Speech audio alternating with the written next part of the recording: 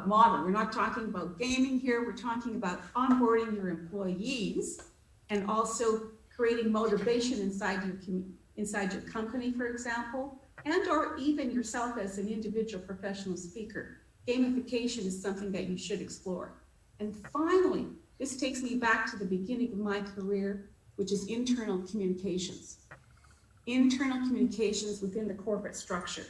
This is where teams are working from home now. Remote working from home is calling on internal communications. We can talk about on-demand webcasts to distribute information to the entire organization, to specific teams, to company stakeholders, to the C-suite presenting to investors. And that is where we need to have those people trained properly to speak online, on screens when getting their messages across. Wow, that's a ton of insight. Thank you very much. So now I've developed my presentation to grab people's attention and draw them in. I've developed my speaking, voice, and presentation skills, and I've spread the word so that people are excited to hear what I have to say. So how do I monetize that? Well, you talk to the fourth member of the VLAP Mastery team, Trip Braden.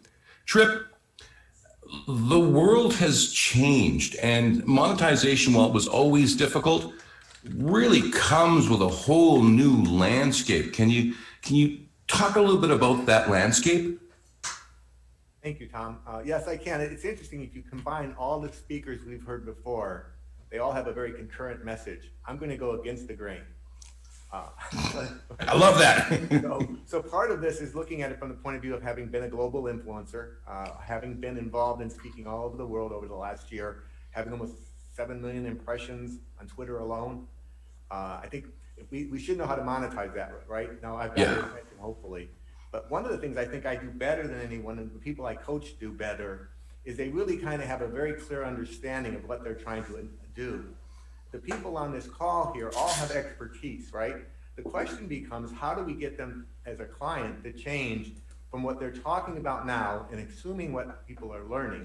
You know, for example, I got a startling statistic just recently. 10% of Black women and 19% of Latino women believe they have a white colleague who supports them as strong allies in the workplace. Now let me repeat that. 10% of Black women and 19% of Latino women believe they have a strong white ally in the workplace. Wow. Those are low numbers. Another number that's fascinating when you look at the new world we're working is over 45% of women believe they aren't heard as well in a virtual conference setting. That's every 2 women feel that way. They're not being heard. So what does that mean to you as a consultant? I mean, let's look at it from the point of view of the speaker on here and saying, okay, we have clients, right? And we have COVID. We can't get rid of either. Yeah. Right? I mean, this is what we've discovered as we moved on. So what could we do to set priorities potentially with our clients on our content creation and target it more effectively? And I think I'll give you 5 steps here that I think would help people do that. That'd be great. Right? The first one is priority initiatives. Where are you spending your time? I always find consultants saying yes to everything, and most of them miss, right? I mean, one of my favorite clients is Warren Buffett, and one of the things he says to people is learn how to say no. Now, that's kind of counterintuitive in a time like this where we're dealing with COVID and all the things that are happening, but so many people waste time on things they want to talk about.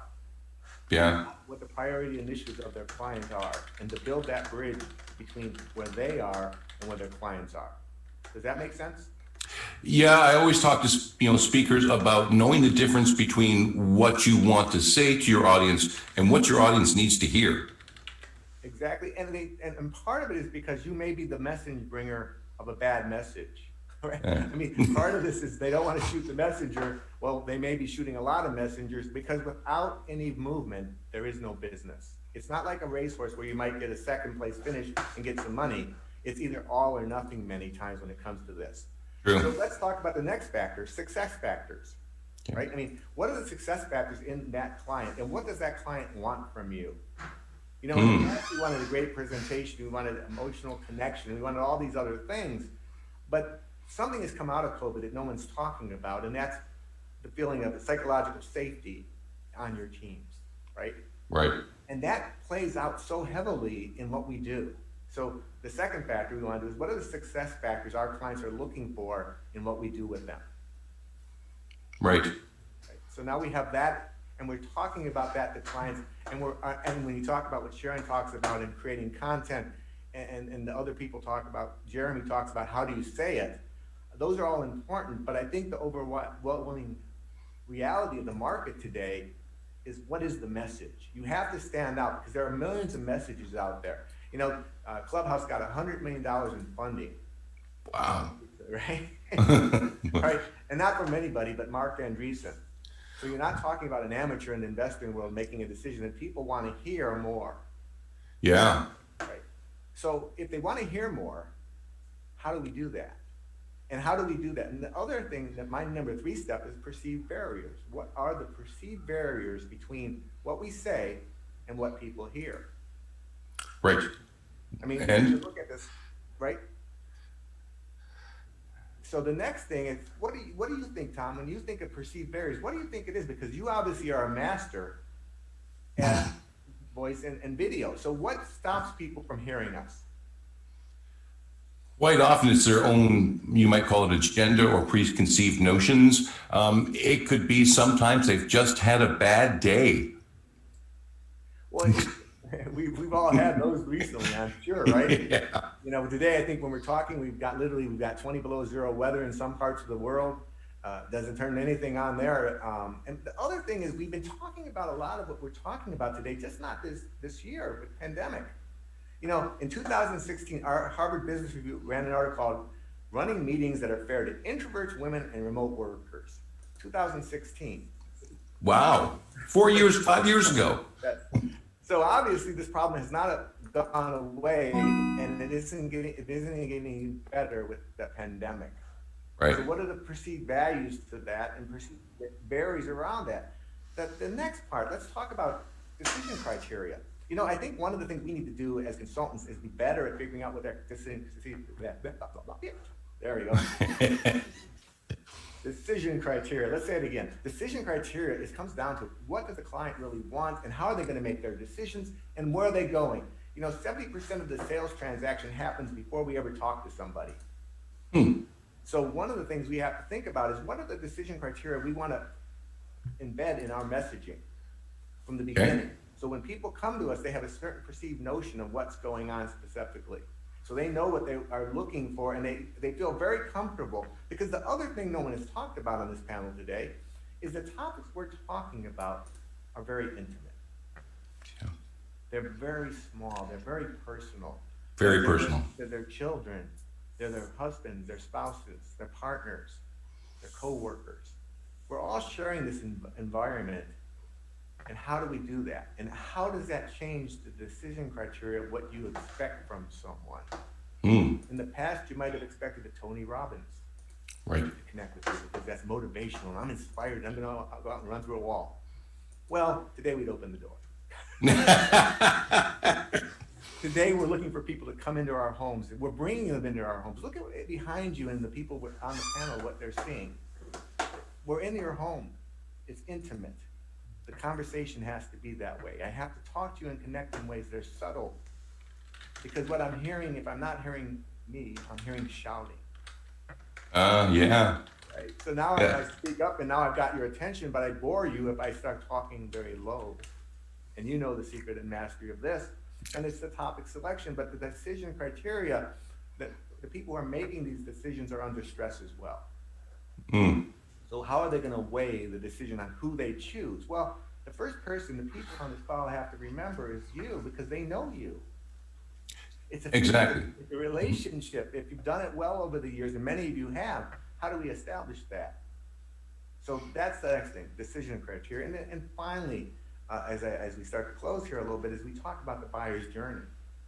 You know, that's one of the elements. I think we can get all the tactical things right and miss it because we don't really understand where our clients are along on that buyer's journey. And what are they reading? What are they seeing? What's the things they look for? People are looking for authenticity. These people are looking for connection, engagement. you know, when you look at it, the same factors that you choose for an employer is what you choose for a person who provides your value to your organization, right? So you want to know that you feel connected with that person, you feel heard. So as you look at this, you have to map your buyer's journey more now to better understand where you're going to contact these individuals and in what environment. Because if you look at some of the different platforms that are emerging in social media, they are much more a one-on-one conversation. And to be honest, they're a throwback. They're listening to the voice. I would say my best clients can listen and hear something that's not being said. That's to think about what you're doing and what we're doing when we connect with people and talk to them about how to do that. But ultimately, there's a large gap. You know, we talked about a couple areas we can talk about. The other area that is diversity and inclusion. And that area is going to be growing by leaps and bounds. That area will grow 100% every year for the next 5 years. Wow. It will go exponential over time, simply because we have more diverse workforces. We may have 3 to 4 generations of workers in the workforce in 5 years from now.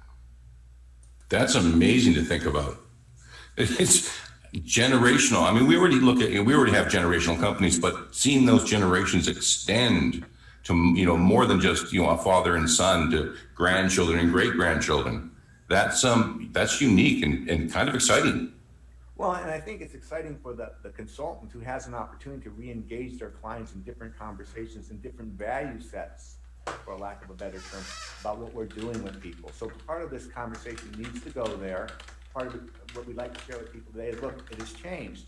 The sales process has changed. The marketing process has changed. And worse than both of those changing, which I think we could probably manage it pretty easily just by doing some research, the client has changed.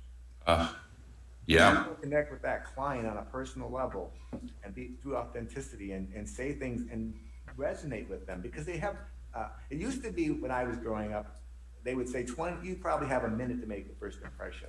Most of my more attuned clients can make a decision in less than 7 seconds. Yeah. That's what they do for a living. And they tell you that.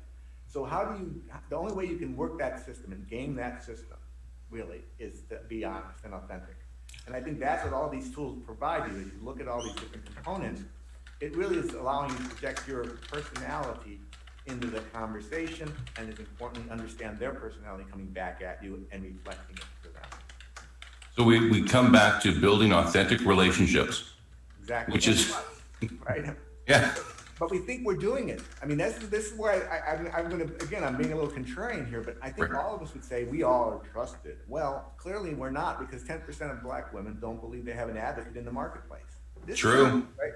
This is, 19% of Latino women. The two rising leadership groups coming up, the high potentials of people who are getting significant investments made in them to help their careers and their lives, more importantly.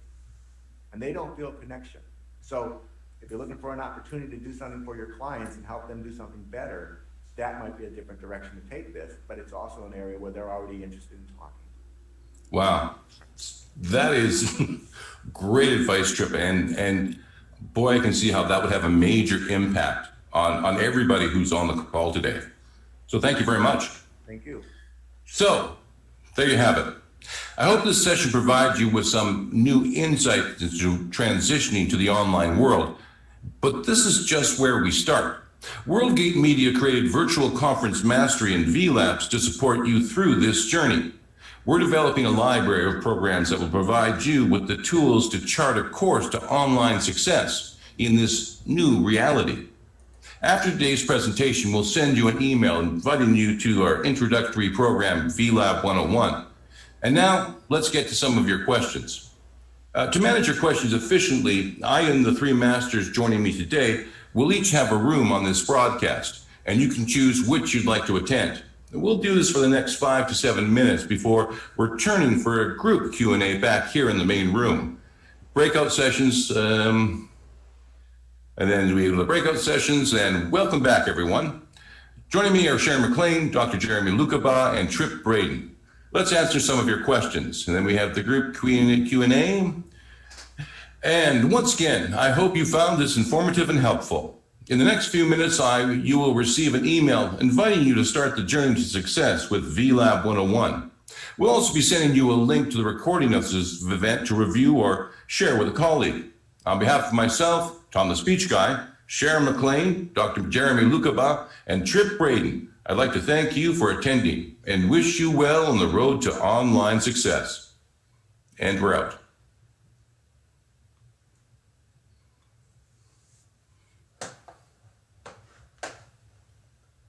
Okay, so everybody's gonna have some things here to contribute, I think.